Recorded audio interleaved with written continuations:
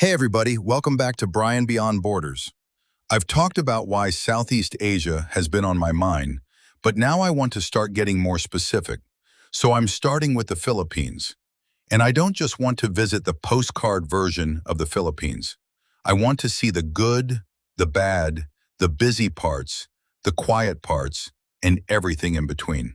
I want to know what it would actually feel like to live there, not just visit for a week. So I asked a really practical question.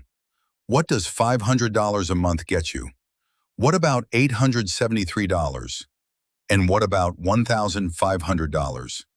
Those are three real numbers I've been researching, and they lead to three completely different lives. So let's get into it. This isn't me pretending I already know the Philippines. It's the opposite. I've traveled all across the United States, and now I'm looking beyond the borders. I'm not looking for the cheapest place on a spreadsheet. I'm looking for the place that feels right for me. And the only way to know is to look at everyday life. Where would I actually live? Could I walk somewhere to eat? Could I find a gym? How hard is it to stay comfortable every day? How hard is it to get health care if I need it? When I mapped this out, the three budgets became really clear. $500 is the floor. $873 is what I'm calling the honest middle. And $1,500 is comfortable. And this is where the comparison to the United States gets really interesting. Let's start with Tier 1. $500 a month. This is the floor. Think province life, not Manila or Cebu City.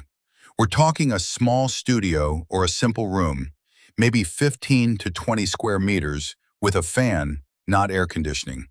In that heat and humidity, that's not a small detail. That's your sleep, your comfort every single night. The room is basic: a bed, a small bathroom, maybe a little kitchen corner, a desk. Food on this budget is local and fresh. You're shopping at the Palenque, the public market, buying rice, eggs, vegetables, chicken, fish.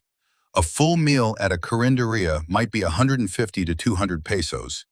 It's affordable and it's good, but you're cooking a lot and you're not doing the expat restaurants every night. If you want that Western cafe breakfast, that blows the budget quickly. Transport is jeepneys and tricycles, 15 to 30 pesos a ride. It works, people use it every day, but it's slow and it takes time. You add a small amount for phone and data, maybe laundry at a shop down the street for a few dollars a week. There is not much left for emergencies, for traveling around, or for that air conditioning you might wish you had. Could I actually live like this?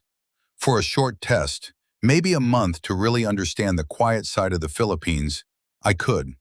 But long-term, I'd want to be honest with myself. How far am I from a good clinic or a hospital? How far from an airport if I need to see family? How do I handle the heat without air conditioning every day? That variety is one of the things that makes the Philippines interesting to me. But this tier is very local, very quiet, and very basic. It could be peaceful, but it comes with real trade-offs. You'd need to love that simple, slow life to make it work. Now Tier 2, $873 a month. This is the honest middle, and this is the budget that keeps catching my attention. This is where it starts to feel like a life you could actually settle into. In places like Dumaguete, Iloilo, or the quieter side of Cebu, $873 can get you a real one-bedroom apartment. 30 to 35 square meters, air conditioning in the bedroom, decent Wi-Fi that holds for calls, near a grocery store and a gym. You can walk to get coffee. You can find a laundry shop. You can live a normal daily routine without having to plan every peso.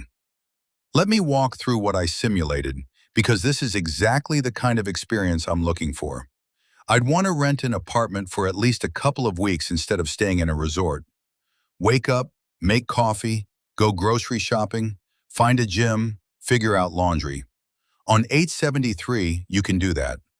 Roughly, it looks like this: $300 to $350 for rent, $200 to $250 for food if you mix the local market with a few restaurants where you want to sit down and have a decent meal, $40 for phone and internet, $50 for transport, a mix of jeepneys and a grab when you want air conditioning and a faster trip. Maybe $30 for a gym. That leaves a little buffer for the unexpected. And in the Philippines, there's always something unexpected. A trip to the clinic, a visa extension, a faster internet add-on. Could I walk somewhere to eat?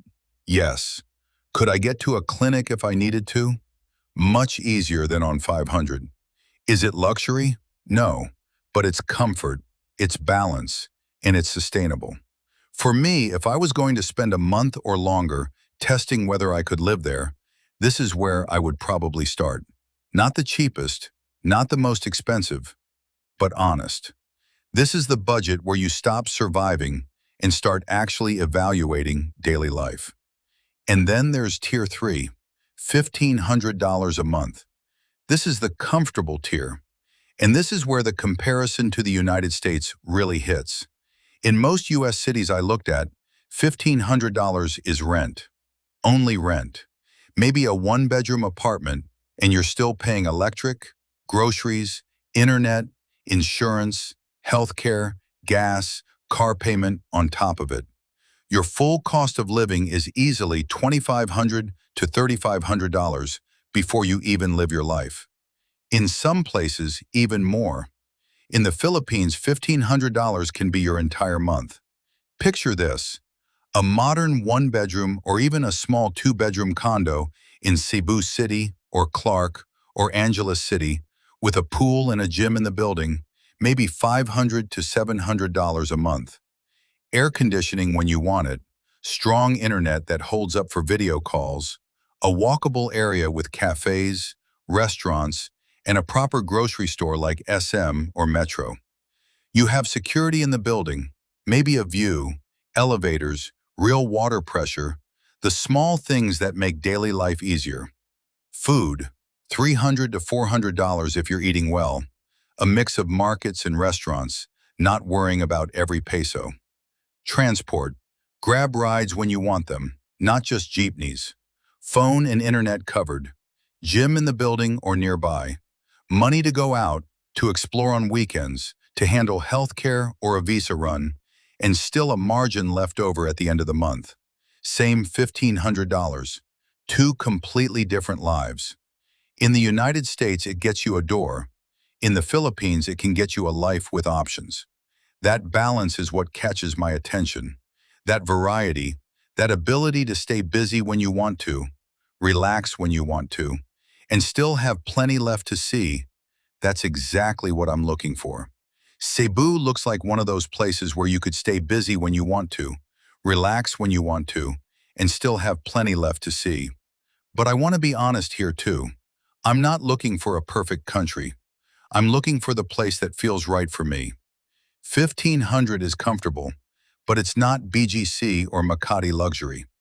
If you want a newer high-rise in Bonifacio Global City, rent alone will push you right past 1,500. Comfortable depends on where you choose to live. And that's part of why I want to go and see it for myself. I want to see what everyday life actually feels like in each place. So which budget fits? If you're testing the waters, you want quiet, and you don't mind living very local and handling the heat with a fan, that $500 province life could be a starting point. But go in with eyes open about distance and comfort. If you want to know what it would actually feel like to live there, not just visit for a week, that 873 middle is the real test. It's doable, it's honest, and it's where I'd probably start for a month-long stay to evaluate what actually matters to me. If you want comfort, flexibility, city convenience, modern internet, and a buffer so you're not stressed every time you need air conditioning or a grab, that's the 1,500 tier. You're not rich, but you're comfortable, and you have breathing room. Anybody can enjoy a beach for a week, but what happens after a month?